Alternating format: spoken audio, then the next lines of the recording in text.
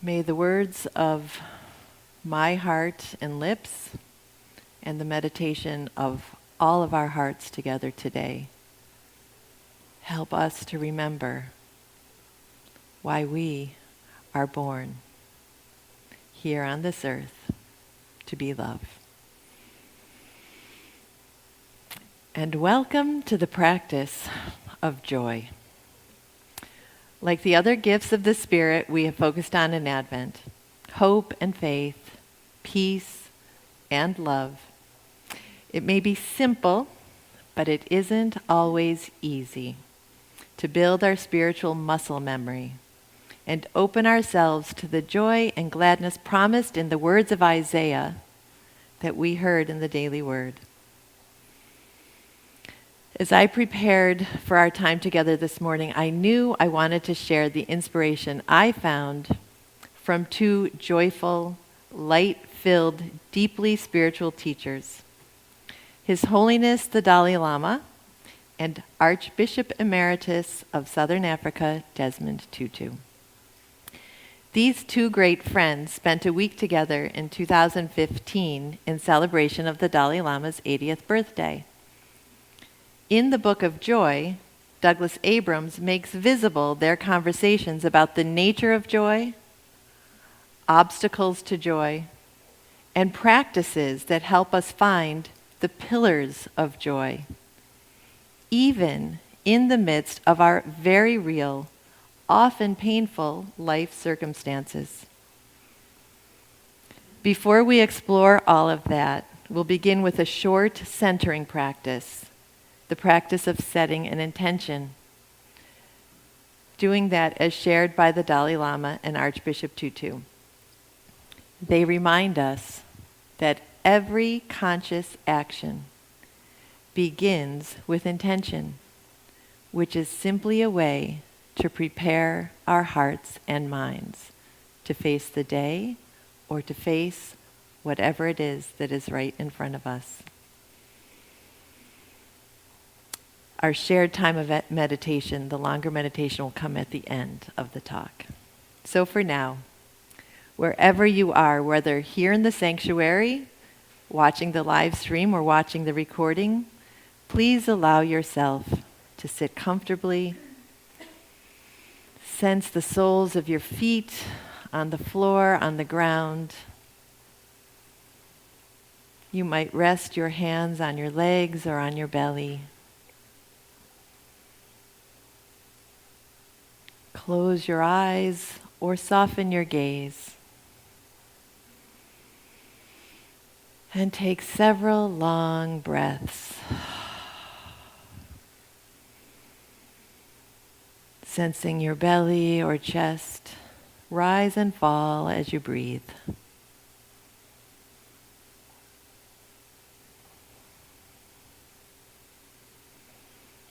And now ask yourself, what is my heart's desire?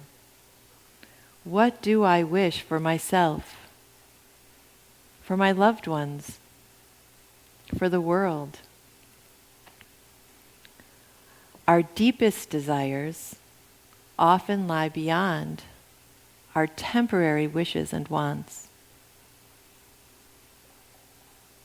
They're likely to involve living with profound human values that lead to our greatest happiness, calling us back to our place within the fabric of life.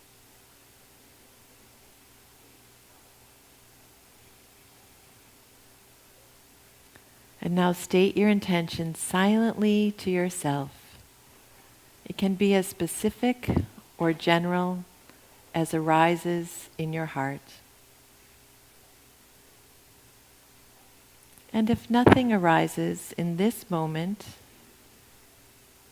you might repeat these lines adapted from a traditional Tibetan prayer of the 4 immeasurables, which has guided many souls on their journey. May all beings attain happiness. May all beings be free from suffering. May all beings never be separated from joy. May all beings abide in equanimity.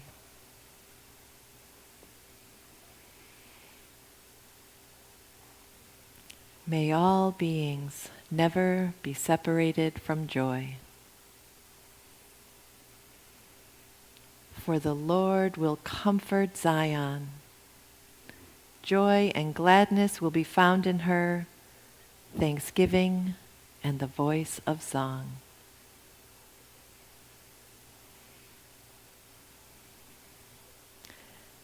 As we come back fully into the room, I invite you to gently hold your intention in your heart and mind. And take a moment now to think about how you might answer these two questions. What is joy? And where do you find it?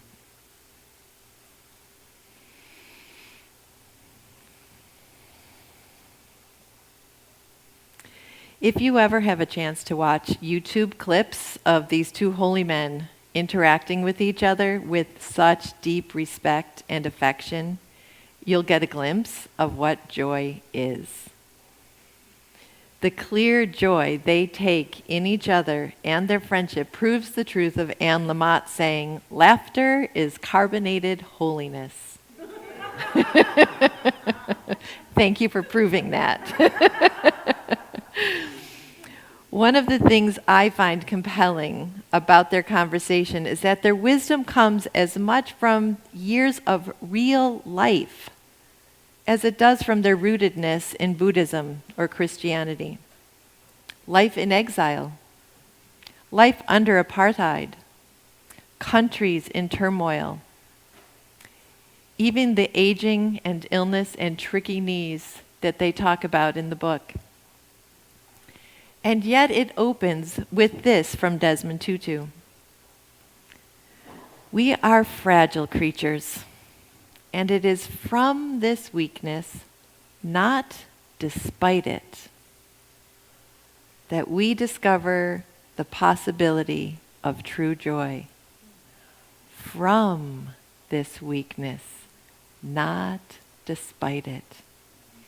What a relief to know I don't have to get perfect or eliminate my own weaknesses, that we don't have to eliminate our weaknesses in order to trust that the joy I see on their faces is attainable.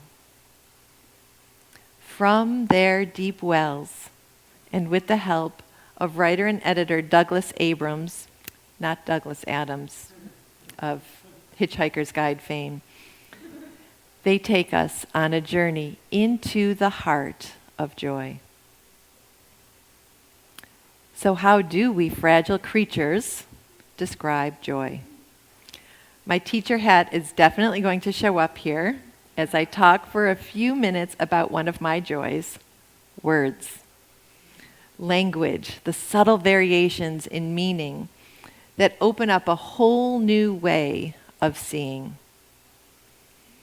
Early in their visit and in the book, Archbishop Tutu and the Dalai Lama tease out the definitions of joy and happiness.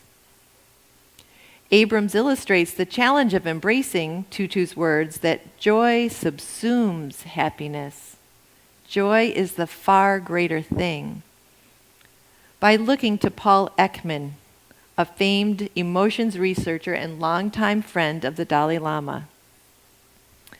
But like that four-letter word, love, that I talked about last week, I bet we already know from our own experiences that the meaning of joy contains multitudes. Rather than a list of words and definitions, there's no vocabulary quiz, I promise. Here's what resonated for me as I read Ekman's list. Joy can be the simple pleasure of eating my favorite ice cream or watching the sun set over water. We bubble over in joyful laughter when a friend shares a funny story, or your dad tells a dad joke. Joy can mean the contentment we feel in the presence of grandbabies, or a dear pet, or a beloved. Joy is lively when it contains wonder or bliss or excitement. It's schadenfreude when we're gleeful over somebody else's downfall. We may feel joy as relief when a worry or a fear passes.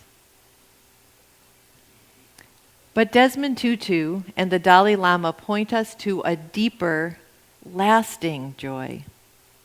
Joy as a way of being, a spiritual radiance that encompasses the joy and gladness, the thanksgiving we read in Isaiah, and the joy that Buddhists call mudita, rejoicing in the happiness and good fortune of others.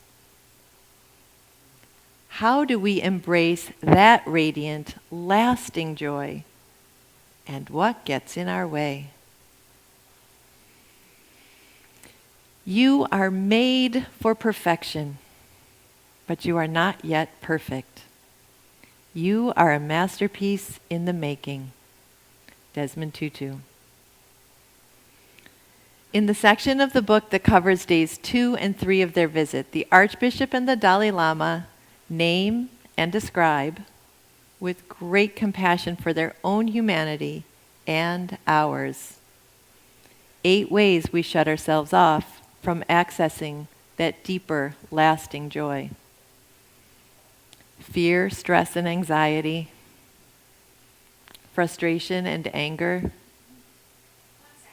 sadness and grief, despair, loneliness, envy, suffering and adversity, illness and fear of death. At different times in our life, or even different days in our week, we each face these obstacles to some degree. I may not envy my neighbor's car or house, but what if I envy someone else's talents, or health, or family? At times, we may feel completely overwhelmed by the magnitude of our worries and stress, by the crushing weight of our grief, by the loneliness and isolation we have felt so keenly in these past 2 years.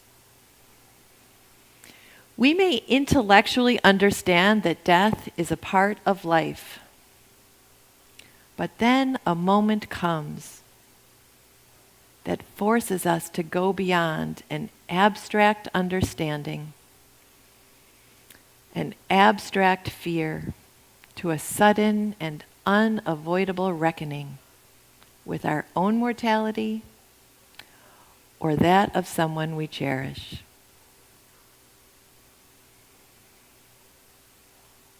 But of course, these obstacles are not the last word.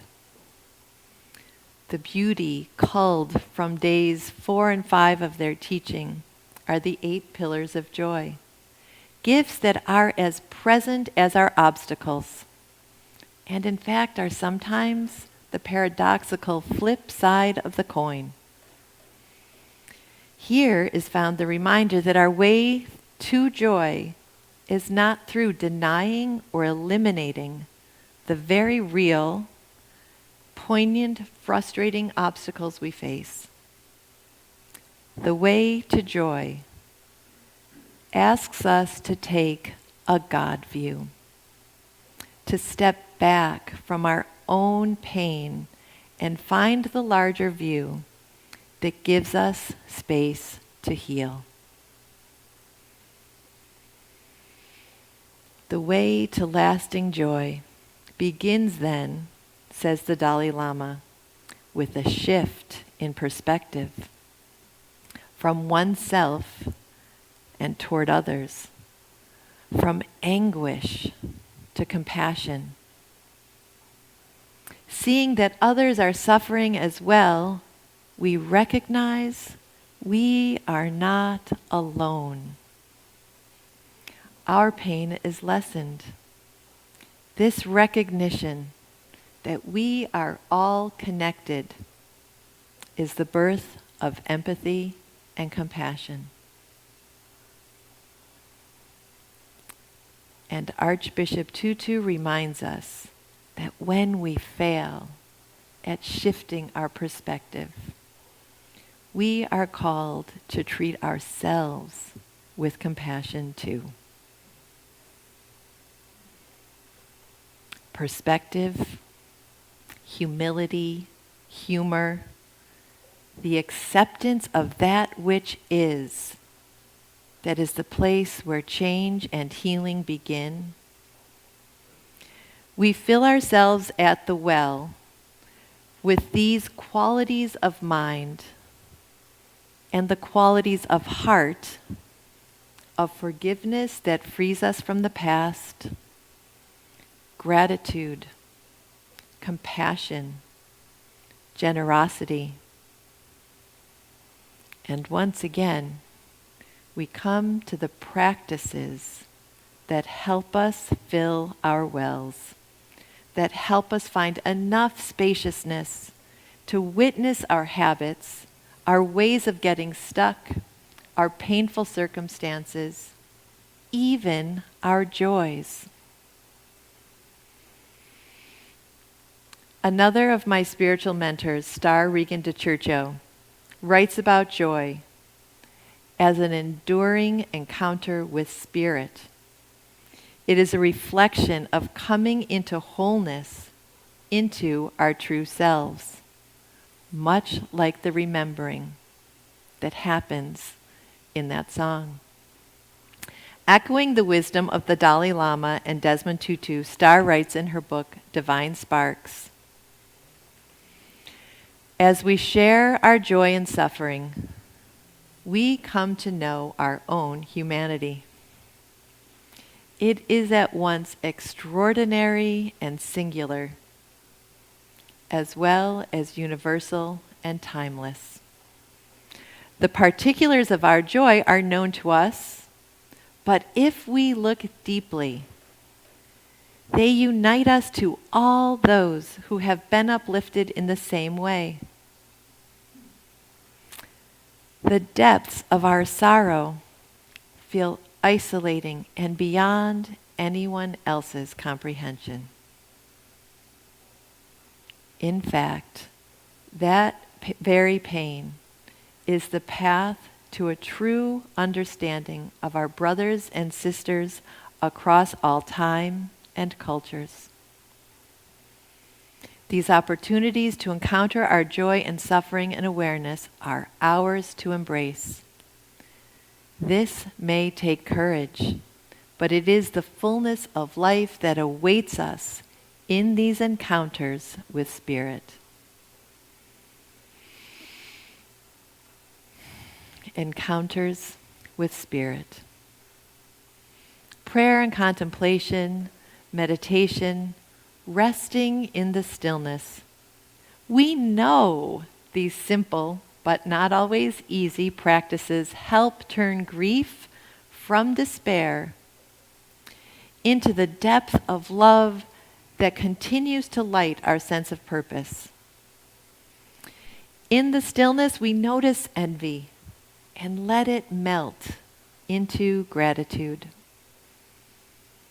In the quiet, the carbonated holiness of laughter helps dissipate our frustration. And sometimes, in the quiet, we hear the voices of anger and compassion speak together, calling for justice, calling us once again to be love at work in the world. And that brings me always back to you, to us, to the reality that yes, there is deep, individual, soulful inner work that for each of us must be part of our growing awareness of where God is calling. But always always. There is the presence of God in you that lights the way for me to experience the presence of God in me. That is the vital gift of spiritual companions, living, praying, being in community. And again, from the Book of Joy. Real knowledge and wisdom take time. These practices reward and deepen through continued effort. Usually when we start meditating or praying, I would have used the word sometimes, but Desmond Tutu used usually, we can experience what the Archbishop calls spiritual sweets, or the tingling and calming that comes from beginning to pay attention to our inner life. Like sweets, these are tasty.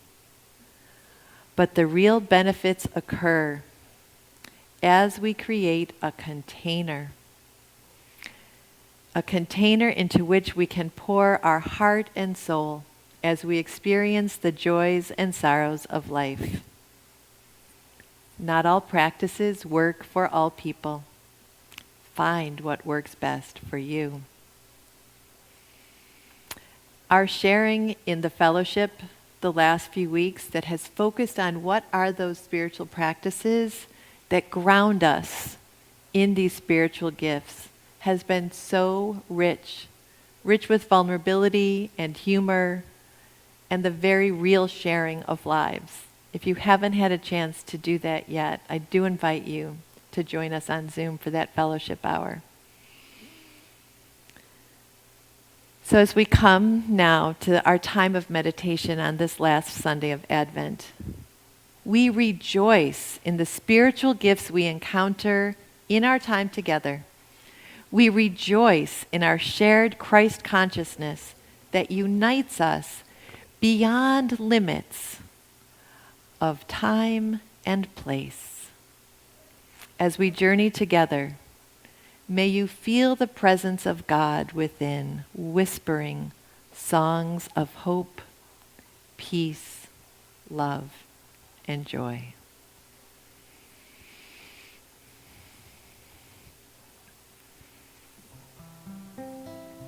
And now I invite you once again to close your eyes as we come into our time of shared meditation, or let your gaze simply soften. Take a deep breath in, and as you exhale, allow yourself to settle, to soften comfortably wherever you are. Feel the soles of your feet resting on the floor, and imagine your feet rooted to the earth. Sense your legs and hips and back, and feel all the places where your body is touching your chair. And feel yourself rooted and grounded.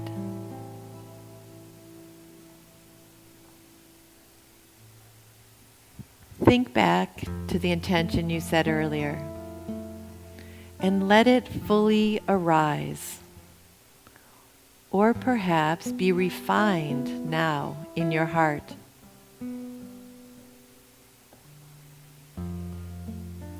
Bring to mind again how you answered these questions.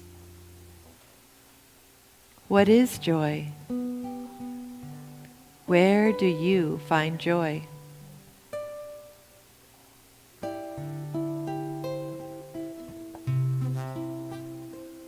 And now think about what are your obstacles to joy.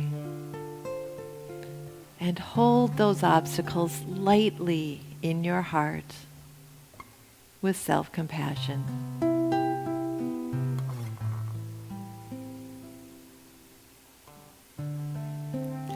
Bringing awareness again to your own breath.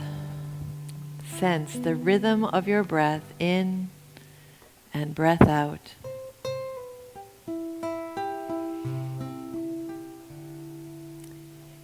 In this stillness,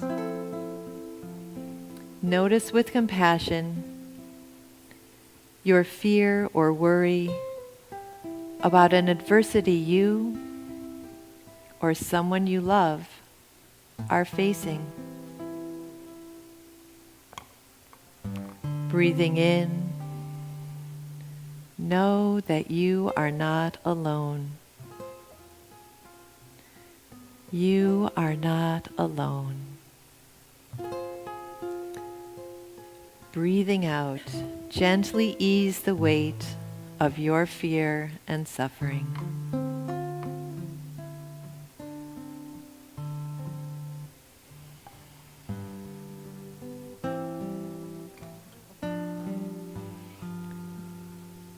In the stillness, notice with compassion a situation that causes frustration or anger to arise.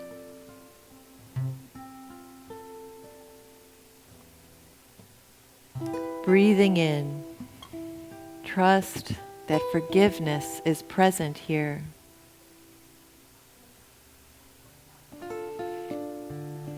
Breathing out, gently release anger.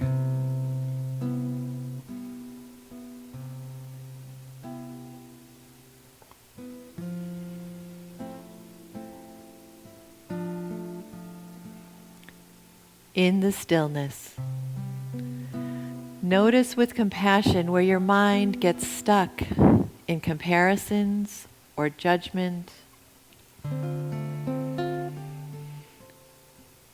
Breathing in, trust that you are enough. Your needs are generously met.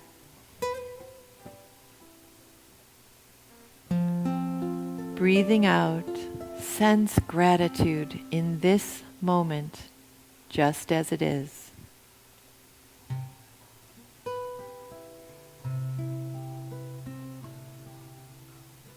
In the stillness, notice with compassion where your heart feels heavy with sorrow and grief, with despair or loneliness.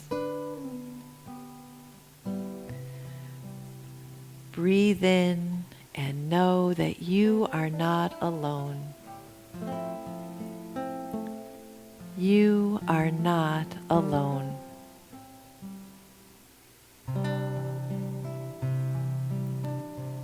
Breathe out and let the blanket of compassion wrap around you.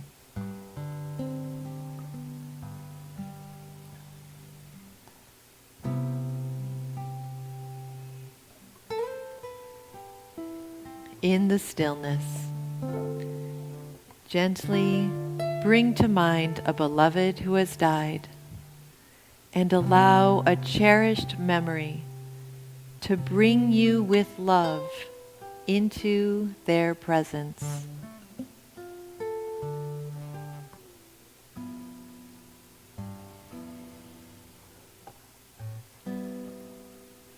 Breathe in the comfort of their loving presence still with you.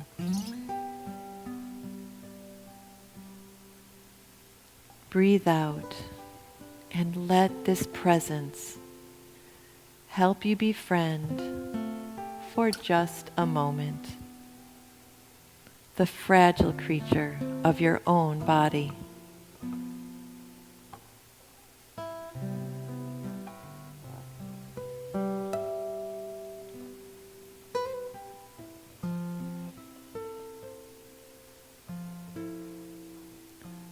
I breathe in and hear the voice of God whispering hope.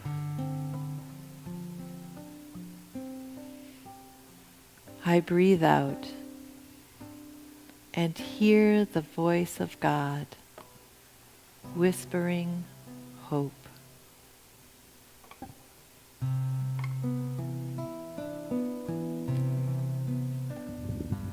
Breathe in and hear the voice of God whispering peace.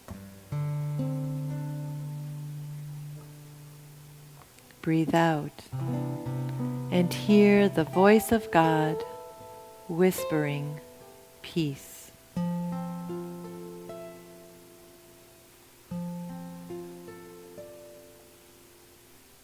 Breathe in and hear the voice of God whispering love.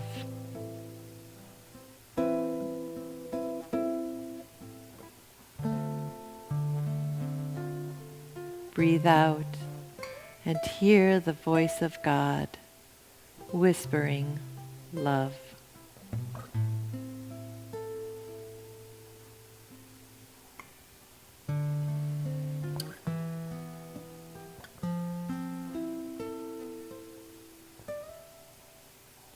Breathe in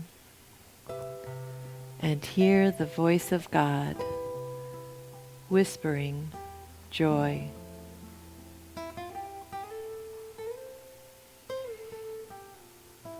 Breathe out and hear the voice of God whispering joy.